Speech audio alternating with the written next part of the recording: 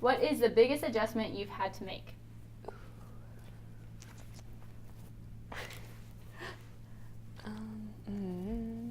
I would definitely say that the biggest adjustment from high school to college is the way that you study.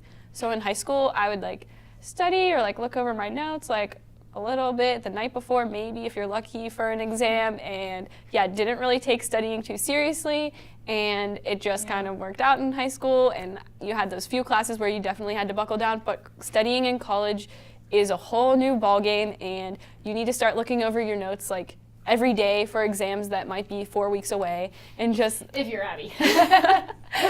Okay, I really don't do that, but you should. Yeah. And making it a habit to go to office hours every week and go to study groups every week, and that kind of continual studying is something that's definitely different about college. That is a huge adjustment, that if you can get that from day one, it will make your life so much easier the first semester. Yeah, for me, the biggest transition coming into college was just being on my own. I came from a really close, tight-knit family, and I'm a middle kid, and so I was used to just kind of belonging and going with the flow in that unit and group. And so coming to college and kind of being ripped out of that was really hard for me, and it was a lonely time, especially the first semester. It was a big transition, but it's so good. It's so good to just learn how to live on your own and kind of rediscover who you are, and what you believe in while you're here. So that was it's been really good, and it's also made me love my family even more going back.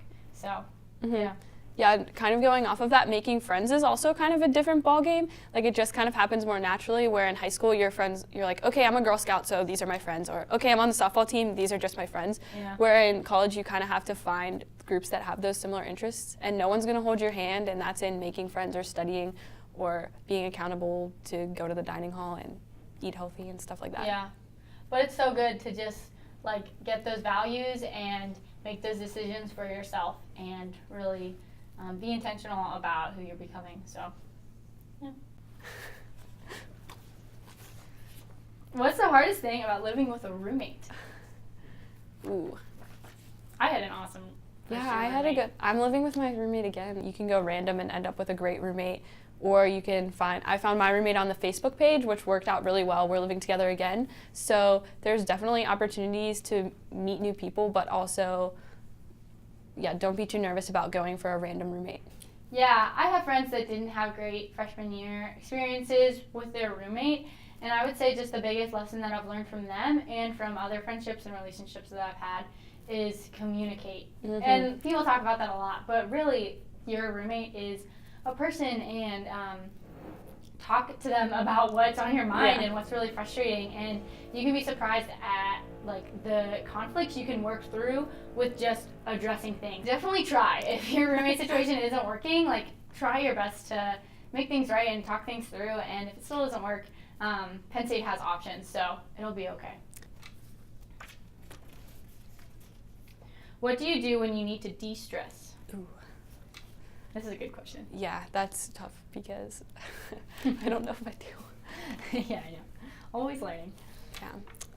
I have an answer. Okay, go ahead. For me, to de-stress, it's get outside. And so that's one of the best things about Penn State is that we're in a beautiful area of the country, and Tussey Mountain, there's so many good hiking spots and vistas and just features, and even so I love to rock climb and boulder, and I can go.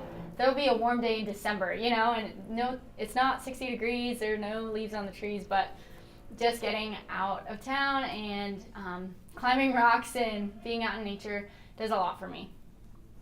Yeah, I would say my way to de-stress is to watch Netflix or listen to music or go on a run, or the Arboretum is a great place to de-stress. It's so great. It's my favorite place. Yeah.